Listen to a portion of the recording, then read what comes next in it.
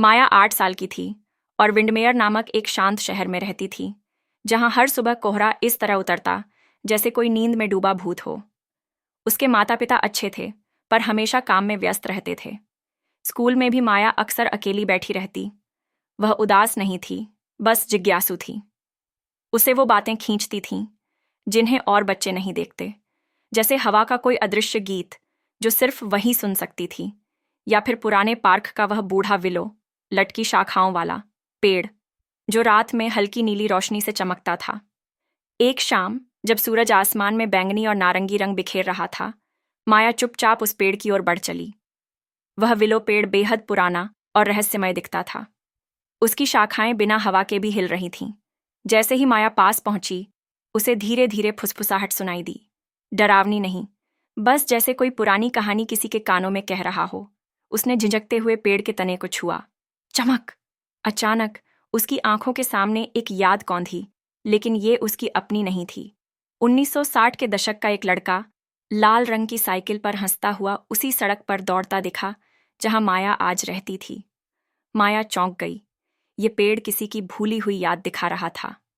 अगले दिन माया फिर वहां गई तो उसे एक बूढ़ी औरत पेड़ के नीचे बैठी मिली। मैं एलारा हूं, उन्होंने कहा मुस्कुराते हुए, पर यह मेरा असली नाम नहीं। मैंने यह नाम पेड़ को दे दिया ताकि वह मेरी याद सहेज सके।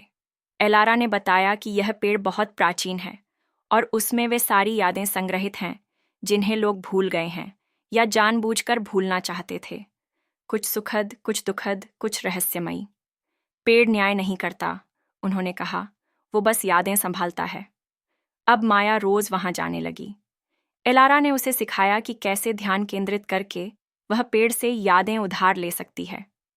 माया ने कई जिंदगियां देखीं, एक सैनिक की आखिरी लड़ाई, एक लड़की का पहला जन्मदिन, एक बिल्ला जो टोकरी में बैठकर साइकिल की सवारी करता था। एक दिन माया ने एक ऐसी याद देखी जिसने उसे हिला दिया। उसकी माँ एक छोटी बच्ची के रूप में चुपचाप रो रही थी, क्योंकि उसके माता पिता कभी उसकी बातें नहीं सुनते थे। माया ने अपनी माँ को कभी रोते नहीं देखा था। माया ने एलारा से पूछा, क्या मैं किसी को उसकी खोई हुई याद वापस दे सकती हूँ? एलारा थोड़ी चिंतित दिखी। ये खतरनाक है। यादें हमें बनाती हैं। अगर कोई अचानक अपनी कोई भूली हुई याद पाले तो वह बदल सकता है।